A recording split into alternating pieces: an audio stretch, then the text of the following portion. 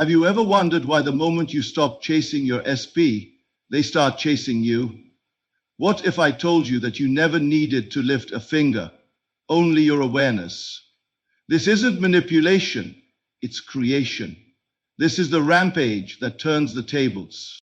There was a time in my own life when I longed for someone who seemed just out of reach. I thought of her daily. I replayed our last conversation, hoping to find clues. I tried to manifest her through effort, through strain. Nothing happened. In fact, the more I tried, the further away she seemed. Then, one evening, I sat quietly and imagined myself in her presence, not chasing, not begging, just being.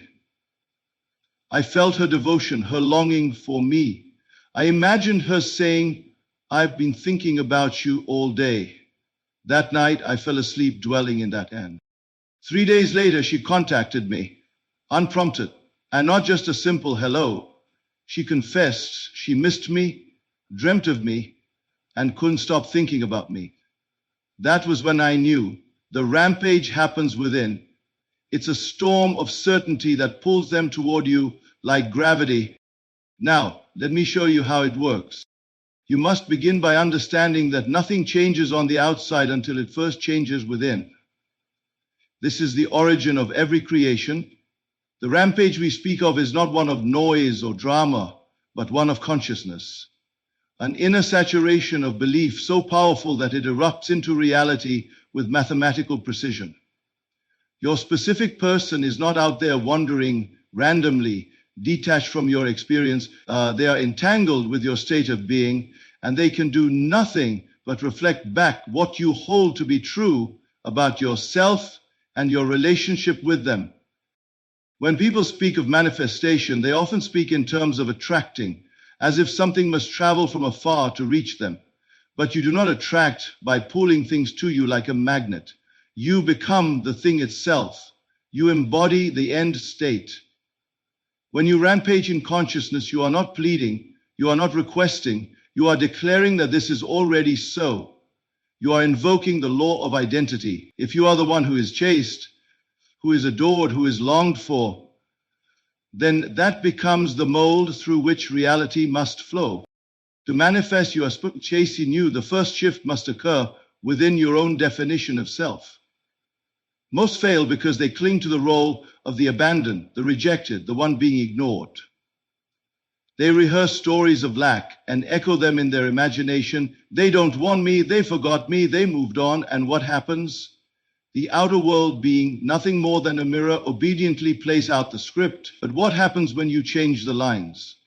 What happens when you begin to rewrite your story? Not with force, but with inner clarity. You begin with awareness. You ask yourself, what would I feel like if they were already chasing me? And you let that feeling settle into your being. You do not reach for it anxiously. You accept it quietly, confidently, like a king walking into his kingdom. This inner conviction becomes the rampage. It becomes the emotional storm that sends a ripple through consciousness. And suddenly they call you. Suddenly they can't stop thinking about you, not because you begged, but because you remembered who you were. In my own experience, there was a moment when I realized I was doing it all wrong. I was trying to impress the outer world, manipulate the external pieces, but nothing changed until I stopped and turned within. I sat still, closed my eyes, and imagined her face looking at me with desire, love, admiration. I felt her arms around me, her voice calling my name. Not faintly, but vividly. I replayed that scene until it became realer than the world around me, and then I let it go. I did not check the clock. I did not wonder when it would come. I simply knew it was done. A few days passed, and out of the blue she wrote. Not a casual message, but one filled with intensity. I don't know why, but I can't stop thinking about you. You've been in my mind all day. That moment taught me the law. That moment revealed that the rampage within consciousness is more potent than any physical act. You are not separated by distance or time. You are only separated by belief. When you dwell in the state of being desired, when you flood your awareness with the feeling of already being chased, You are creating a gravitational field that must draw in its lightness. This is not hope. Hope is weak. This is conviction. This is knowing. And it is the knowing that creates. The rampage then is not about screaming affirmations or shaking the heavens with desperation. It is the quiet, relentless inner knowing that you are the one they want, that you are unforgettable, that you are magnetic, and from this state, all things align. The mind rebels at first. It wants proof. It wants signs. But the signs follow the state, not the other way around. The mistake most make is seeking confirmation before belief. But creation is backwards to the senses.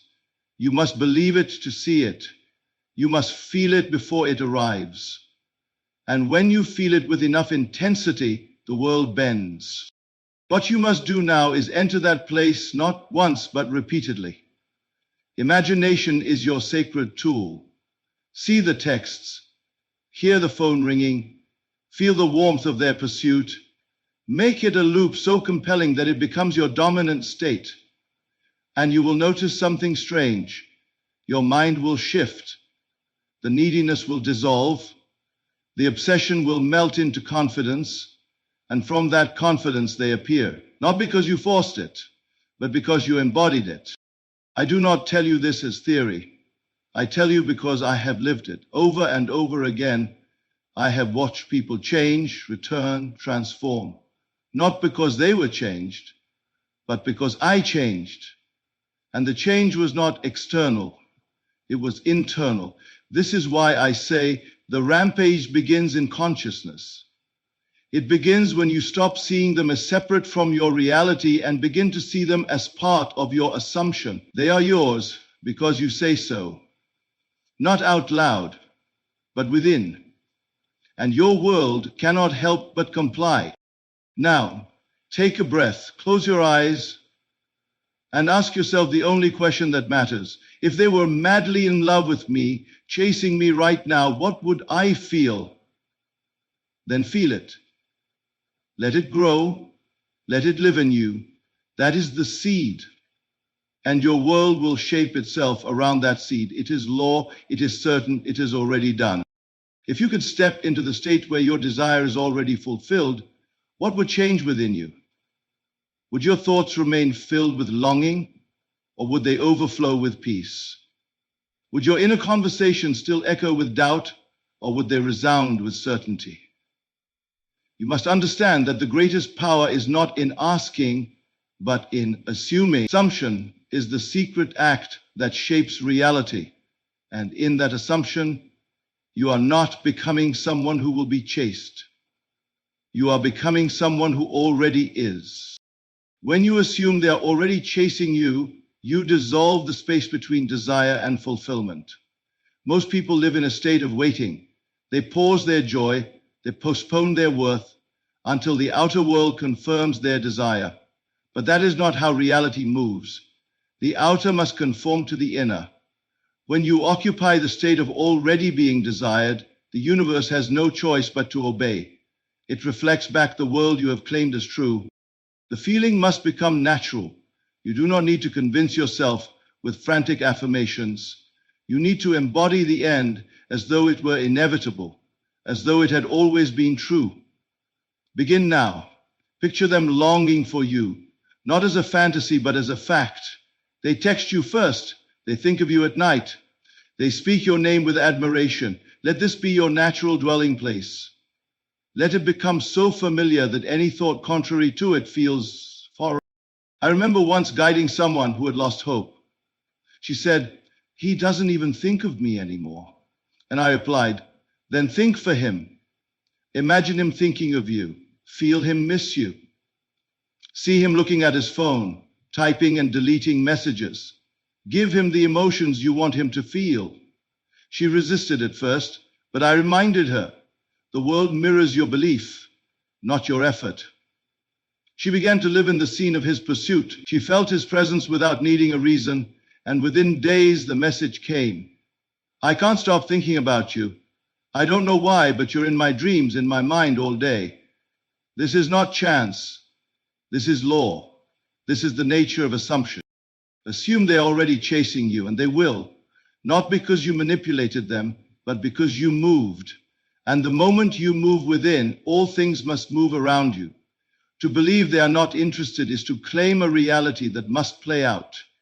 To believe they are deeply attracted, pulled to you like gravity, is to create the force that draws them near. But it must be believed. It must feel real before it becomes real. The game of imagination is not child's play. It is the most sacred act of creation. Your specific person is not separate from you in truth. They are an extension of your awareness. When you change your assumption about them, they change. When you assume they are drawn to you, devoted to you, obsessed with your essence, they begin to reflect that back without even understanding why. I often say, do not ask when, ask who am I? If I am the one who is chased, adored, and desired, then the timeline becomes irrelevant. I no longer measure time by clocks, but by consciousness. You must refuse to be persuaded by appearances. They are but shadows cast by yesterday's thoughts. Today, in this moment, you are creating, and what you create within will erupt into form. Some try this for a day or two, and when the world remains silent, they declare it doesn't work.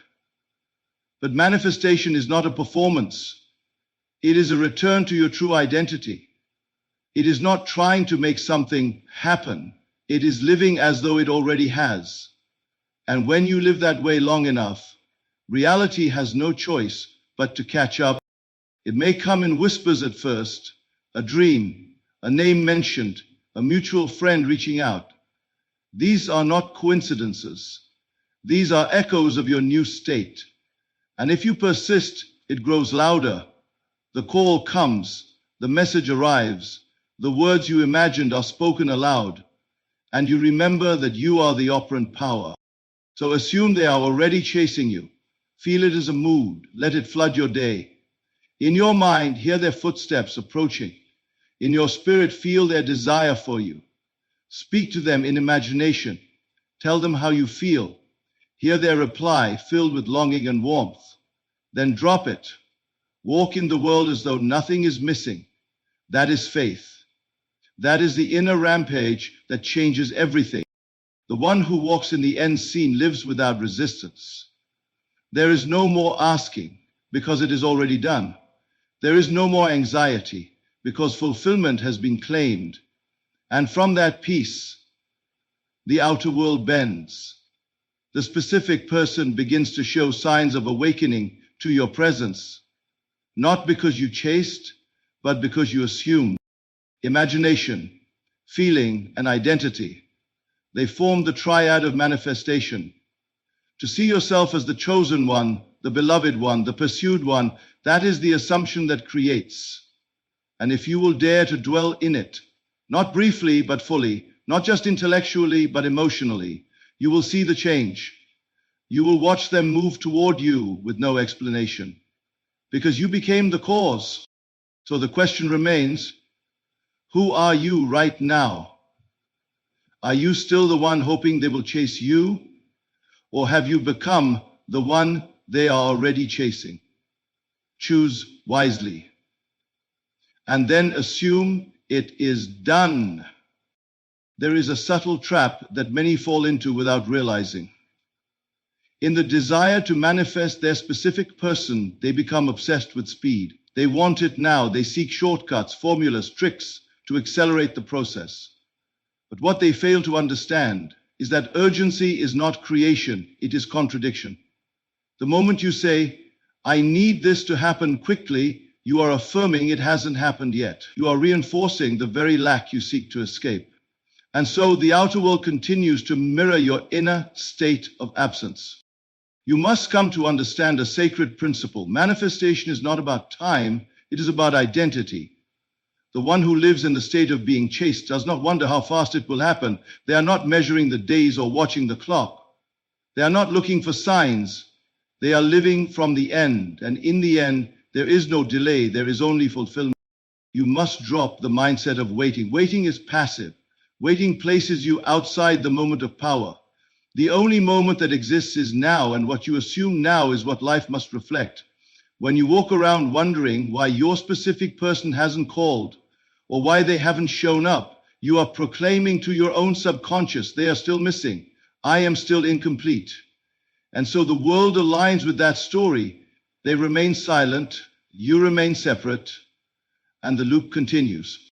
But when you shift into the knowing that your desire is already yours, you stop checking your phone. You stop searching for confirmation.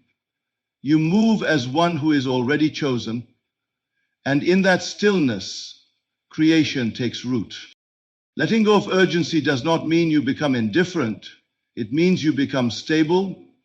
You become anchored in the assumption of your wish fulfilled.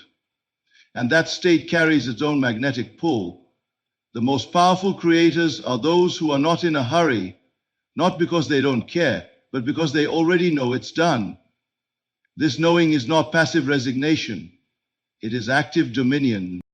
The difference between trying to attract and being the attraction is monumental. When you try to attract your SP fast, you are moving from a place of separation.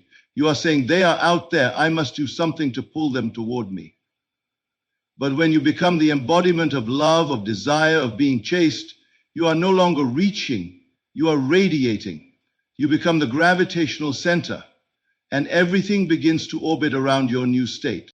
It is never about how hard you try. In fact, the harder you try, the more you reveal your disbelief.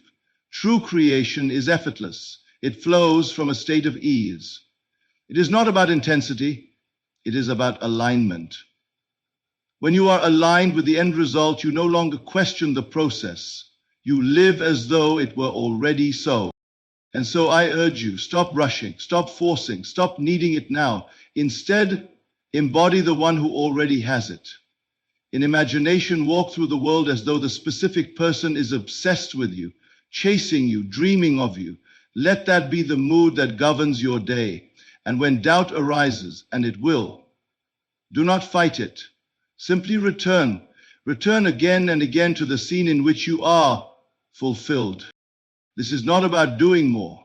It is about feeling deeper. One moment of true assumption is more powerful than weeks of frantic effort. You must dare to dwell in the silence of belief. You must dare to trust that what you assume with feeling becomes fact, even if no evidence has yet appeared. I once received a letter from a woman who said, I did everything right. I affirmed every day. I listened to audios. I visualized, but nothing happened. And I asked her one simple question. Did you feel it was already done, or were you still hoping it would happen? She paused. Then she said, I guess I was still hoping. That was the missing piece. Hope is a step behind. Assumption lives in completion. This is why speed is irrelevant. The only thing that matters is the state you occupy. If you dwell in the end long enough, time will collapse around you. The text will come. The call will arrive. The door will open. But it will not come because you demanded it. It will come because you no longer need it to. This is the paradox. When you truly no longer need it, it appears. Not because you gave up, but because you finally claimed it. You stepped into the identity of the one who is loved, who is chosen, who is pursued. And that identity speaks louder than words. The universe rearranges itself to fit the assumptions you consistently occupy. And so I say again, do not rush. Do not panic. Do not live in fear of time. Time is a servant of the state. If you live in the end, time bends. If you live in the process, time stretches. Become the end. Become the one they are already chasing, and let that be enough. Creation does not reward the anxious. It responds to the assured. It reflects the one who walks with inner certainty, not outer force. When you let go of trying to attract your specific person fast, you step into a far more powerful position. You become the source, and the source never chases. It simply is. And from that place, all things are added. If you want someone to think of you constantly, to feel an unexplainable pull toward you, to experience that aching need to be near you, do not look for ways to control the outer world. The outer world is merely a shadow, a reflection of the inner man. It has no life of its own. It dances to the rhythms of your imagination. If you would be the object of someone's obsession, you must first become the author of their thoughts in your own mind. For all things, relationships, emotions, actions, begin and end in imagination. Most believe that obsession is something that happens randomly, as if people fall into it by accident. But this is not so. Obsession, like all human experiences, can be molded through conscious assumption. It begins with the simple, sacred act of imagining someone unable to stop thinking about you. You do not need to force them to act. You only need to feel the truth of their inner experience as if it were already yours. That is the true rampage, not of desperation, but of dominion. You must understand that thought is substance. Thought, when held with conviction, is not abstract. It is a spiritual prototype, a living blueprint that must express itself through form. When you imagine your specific person, replaying memories of you, rereading your messages, dreaming of you, wondering why they cannot focus because your name echoes in their mind, this is not fantasy. This is planting a seed, and seeds grow, but only if you tend to them, not with fear, but with belief. Let us be practical. Each night before sleep, take a few moments to construct a scene in your imagination. Make it vivid, make it sensory. Imagine them in their room, scrolling through old pictures of you. Feel the weight of their desire. Hear their inner voice saying, "Why can't I stop thinking about them?" Let that voice repeat within you until you feel the reality of it settle in your body. Do not analyze it. Do not question it. Simply accept it. And then sleep in that feeling.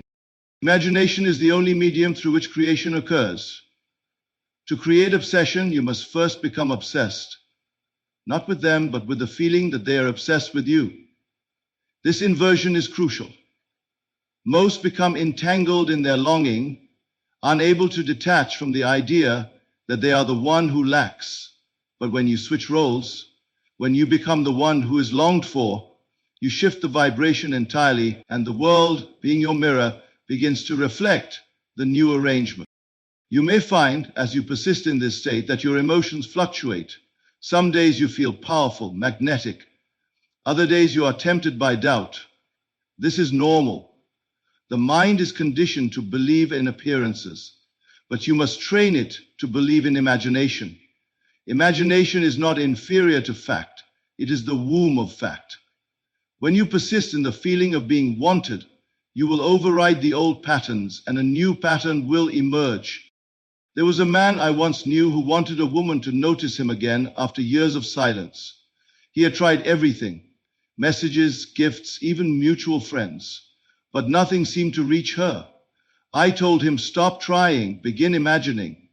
Each day he visualized her whispering his name, crying from memories they shared, typing out texts and deleting them in hesitation. Within 2 weeks, she messaged him. Her exact words were, "I don't know what's wrong with me. I can't stop thinking about you." That was not a coincidence. That was the law in motion. His assumption had penetrated her mind because her mind was never separate from his consciousness. All minds are connected through the unified field of imagination. This is not manipulation. This is creation. You are not imposing on another's free will. You are choosing your experience. If they are meant to be in your story, they will conform to your assumption. If they are not, someone else will appear and fulfill the state you've occupied. But the key is always the same. Imagine richly, feel deeply, believe unwaveringly. Now you may ask, how often must I do this? And I will say, not by quantity, but by quality. One deeply felt moment of imagining your specific person yearning for you is worth more than hours of mindless affirmations. Feel it real. That is the key. The feeling is the secret. and the secret is always within. Make your imagination more real than your reality. Speak to them inwardly as if they hear you. Let your inner conversations be filled with love, desire, and recognition. Hear them say things only lovers say. Feel their arms around you. Smell their skin. Let every part of your inner world become drenched in the texture of being wanted, and hold to that. In the beginning, it may feel like you're pretending. That is fine. All great artists pretend before they create. But the more you dwell in that state, the more natural it becomes. And what is natural must eventually become normal.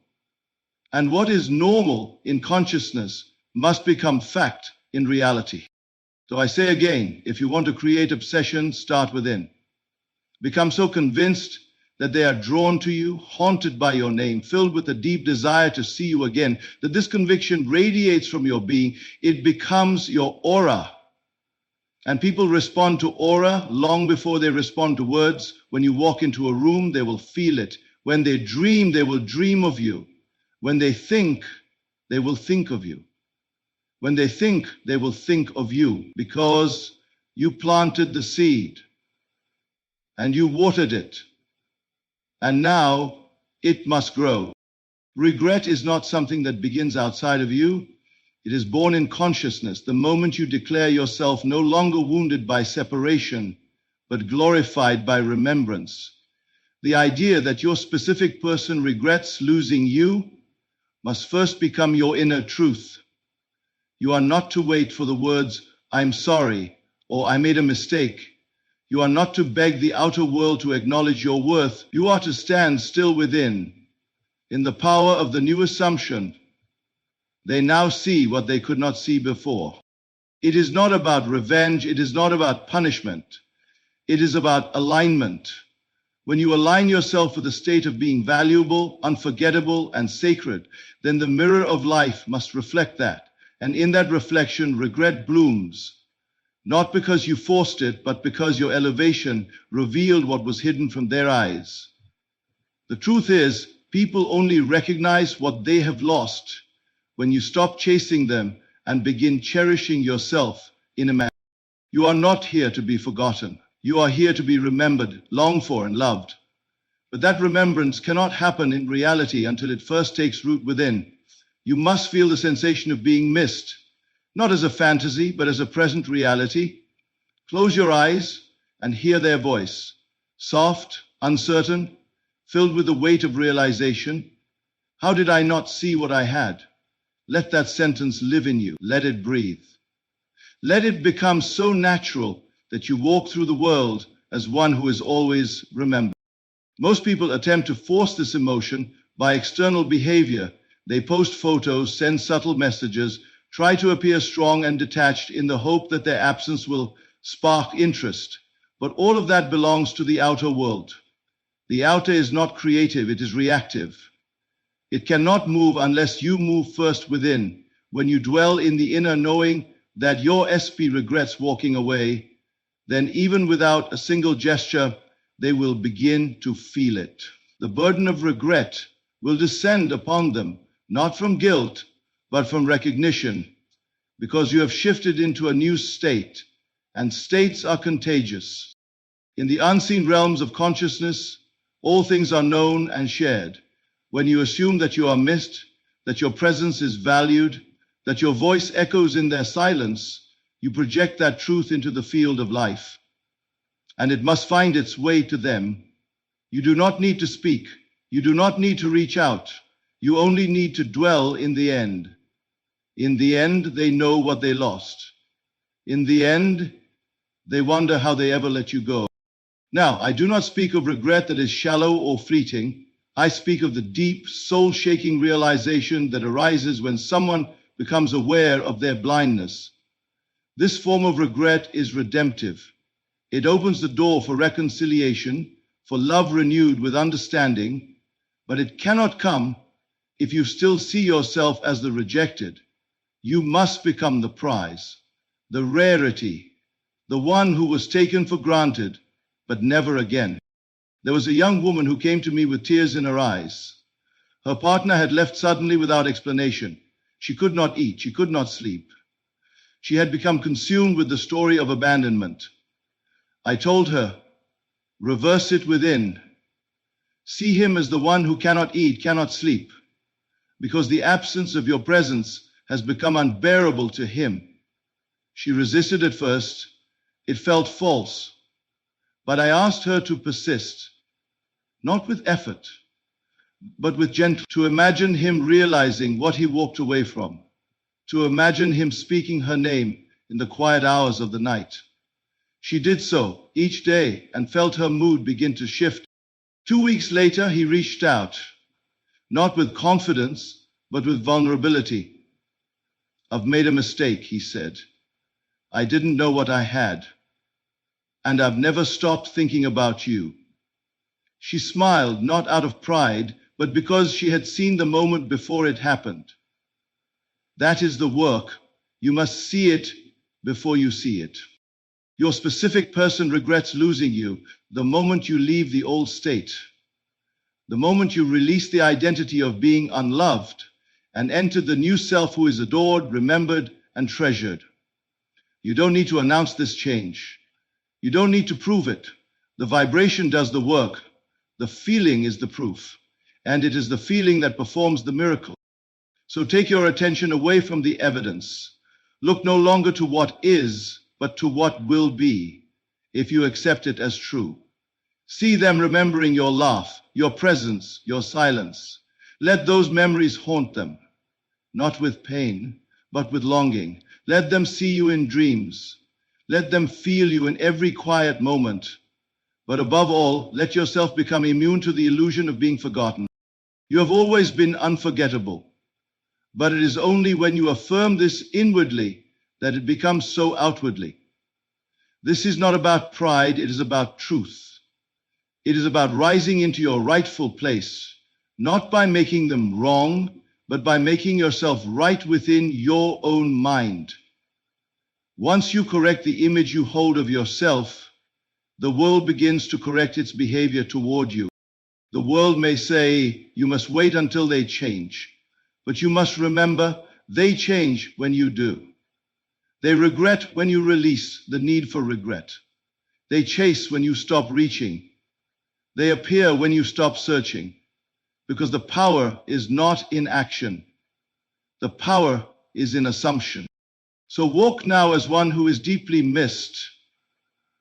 Let your heart be filled with the knowing that they think of you, that they see you in places they used to ignore, that every quiet moment whispers your name, not because you demanded it, but because you imagined it. If you believe it is difficult to receive the attention you desire, then the world will mirror that belief.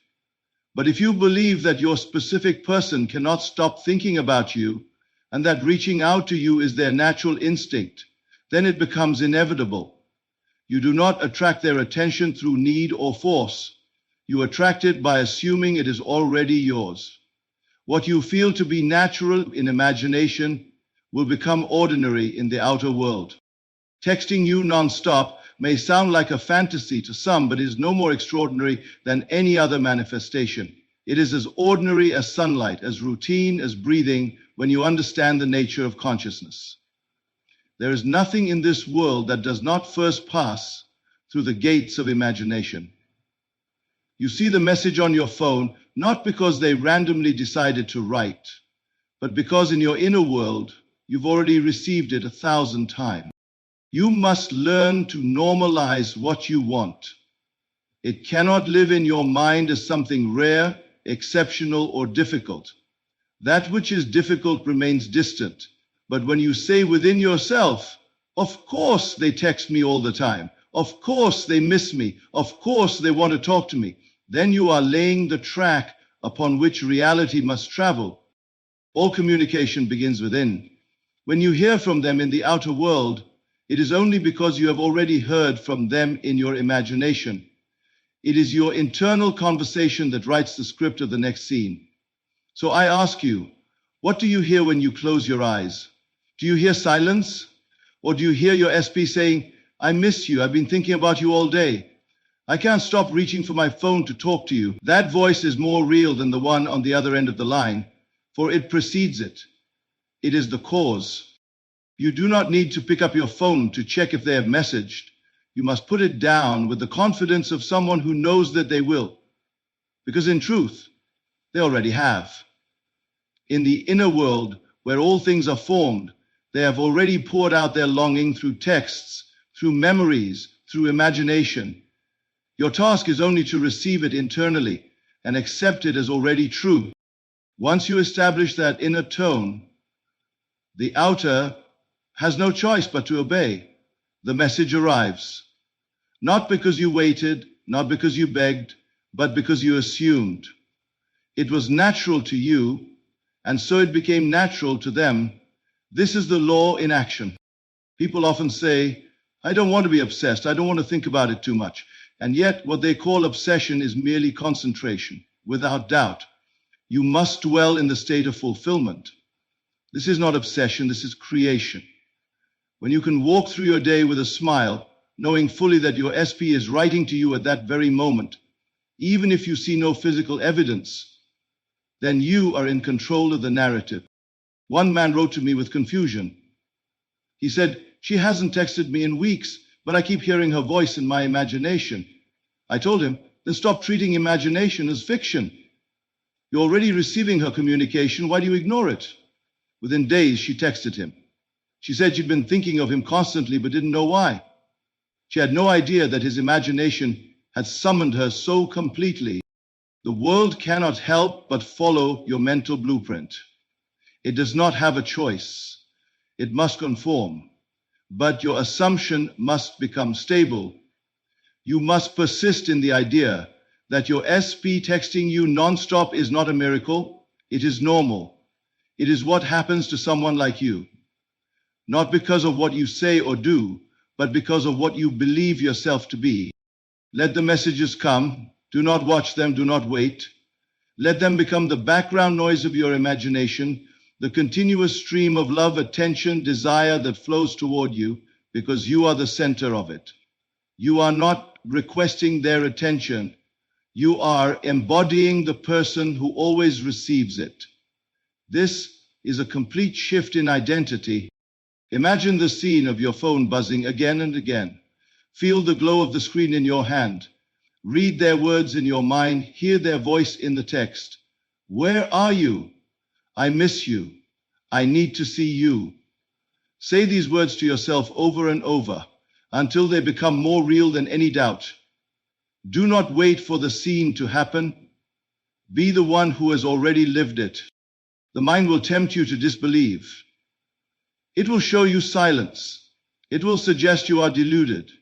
But the mind is only echoing old assumptions. Let them fade. Let the new story rise.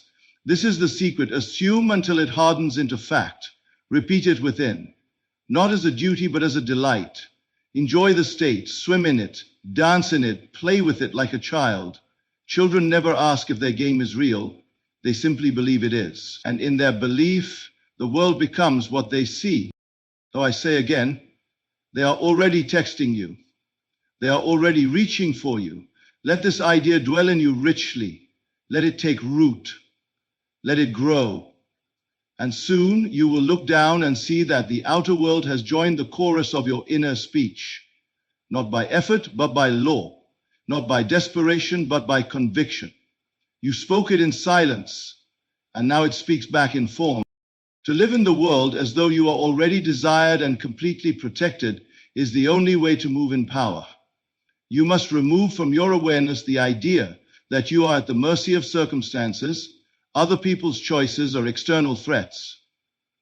The moment you internalize the truth that nothing can affect you without your consent, you begin to live in dominion, not over others, but over the state you choose to dwell in. And in that dominion, you are untouchable. You are magnetic. You are surrounded by a field of peace, desire, and certainty that no one can penetrate unless they are invited by your assumption. There are those who walk through life always waiting for something to go wrong. They believe love is fragile, that relationships are easily stolen, that attention is temporary and must be earned constantly. But this is a form of mental exile. It is to live in fear rather than faith. It is to forget the truth that you are the cause of everything you experience. When you accept the idea that you are protected in love, that you are desired beyond reason, you no longer fear competition, betrayal, or abandonment. You rise above them. You transcend them, not by fighting them, but by no longer creating them. Desire is not something you must chase.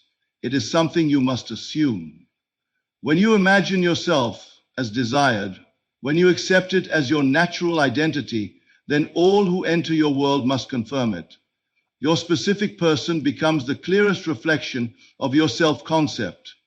If you believe that you are desired, they feel the pull. If you believe that your love is protected, they feel the security. You do not need to guard or control. You simply rest in the knowing that your state sustains all things. Many seek reassurance from the outside. They ask for signs, test the waters, search for proof that their SP still wants them.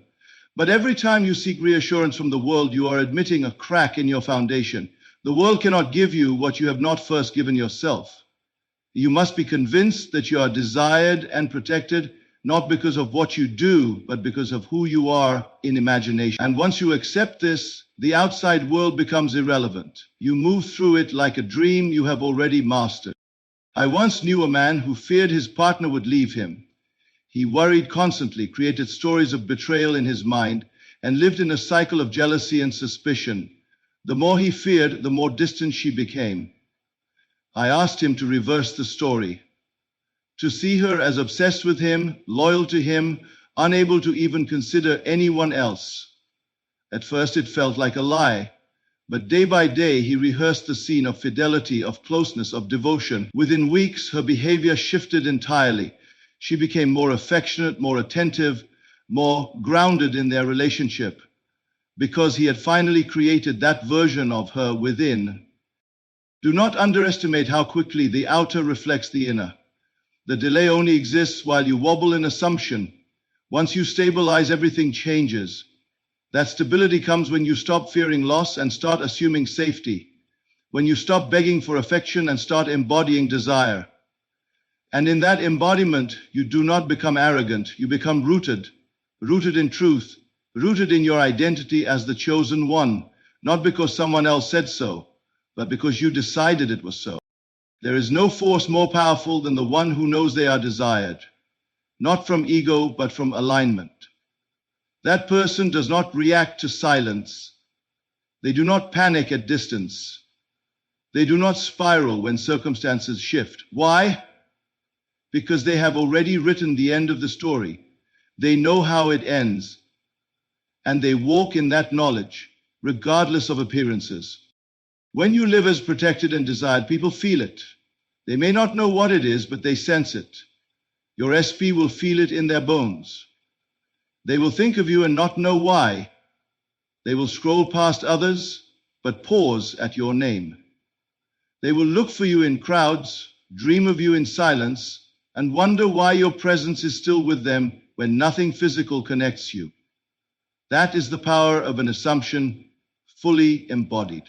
You do not need rituals or methods when your inner world is aligned. You only need to return again and again to the state of being wanted, loved, secured, and pursued. Let that state become your home.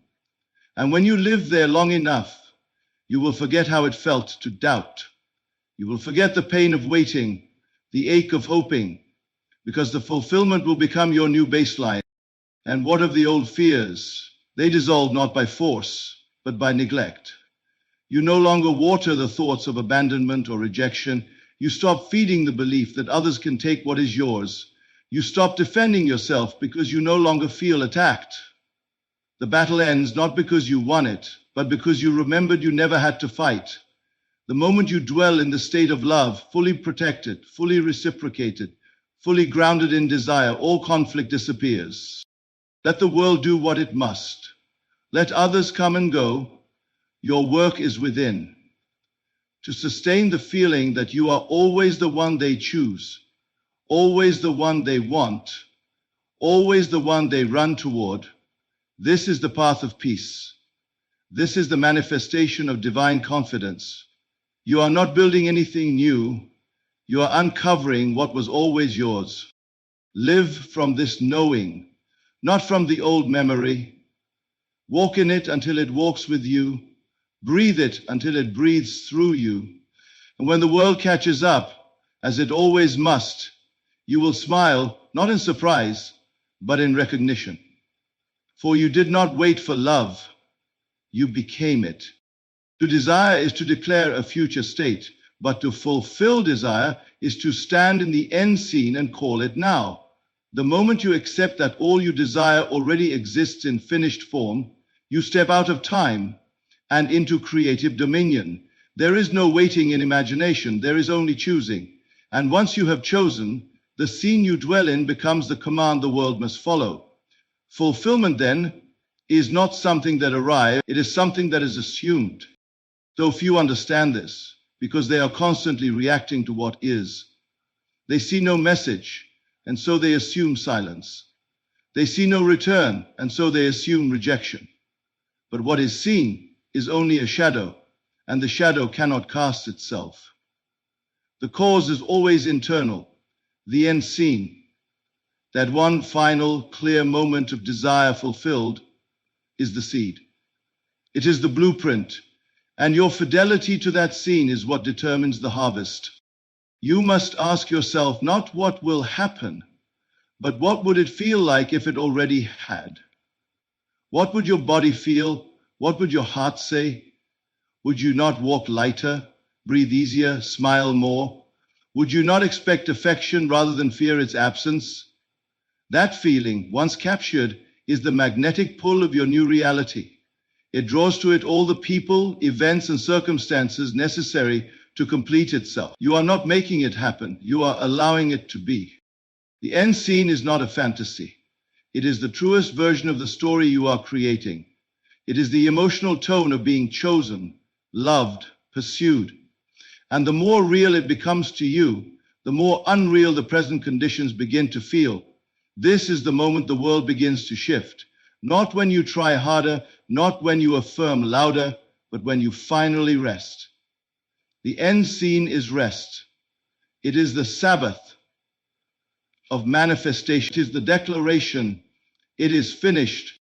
Many are caught in the middle. They are affirming but still doubting. They are visualizing but still searching. They touch the end scene briefly, only to abandon it when the outer world resists. But you must remain. Stay in the scene where they look into your eyes and say, I've always loved you. Hear it in your mind. Let it echo. Let it become more familiar than their silence. That repetition will break the cycle of uncertainty.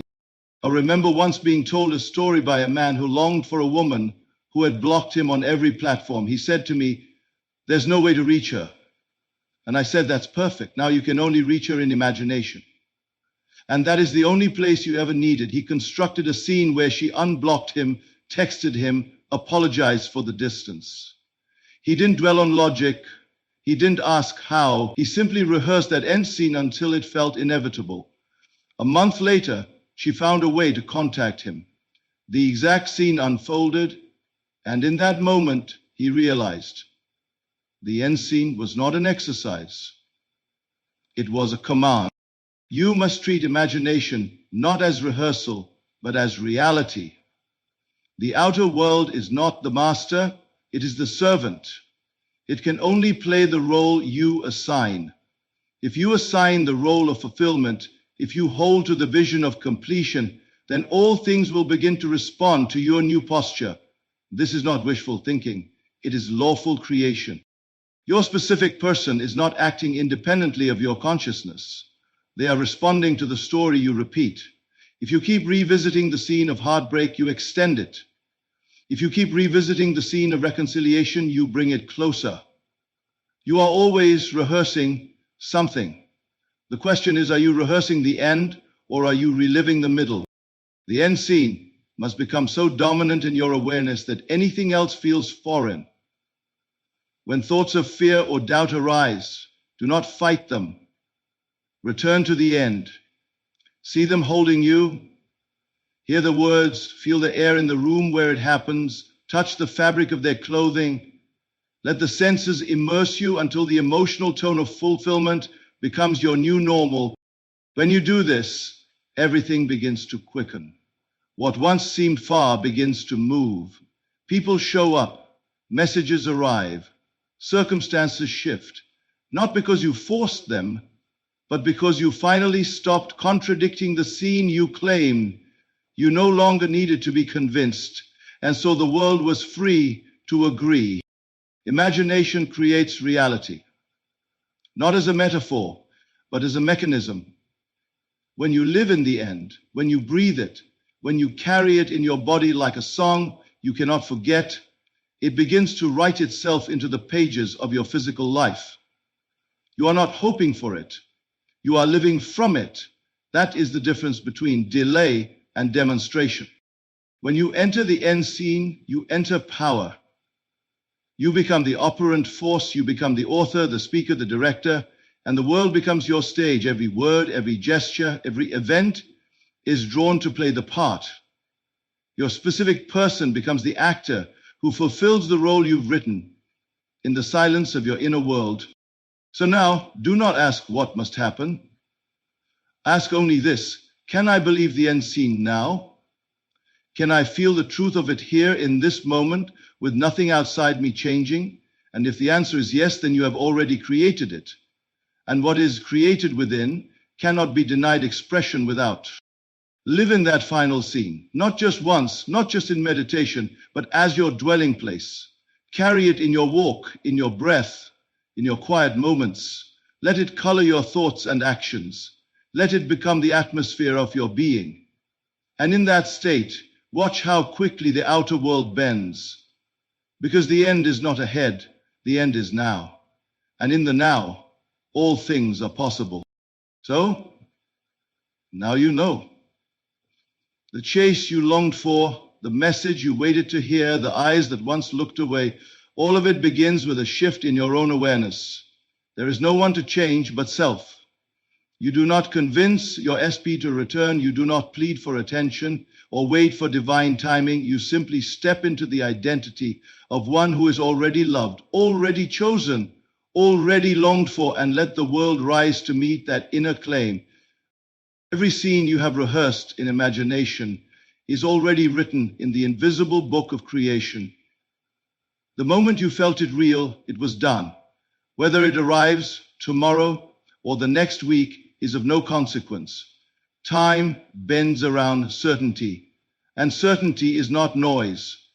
It is silence, stillness, a calm and steady knowing that needs no witness. From the first assumption to the final fulfillment, you are the cause. You are the artist and the subject. You are the one who calls and the one who answers. All things flow from your own wonderful human imagination, and to that you must return again and again until there is nothing left to ask for, only gratitude for what is already yours. Do not look outside anymore, look within. And when you see clearly, not with eyes, but with feeling, you will realize that they were never separate from you. They were always part of you, awaiting the moment you remembered who you are. Now go, not in hope, but in knowing, for what you seek is already seeking you, and has been from the beginning.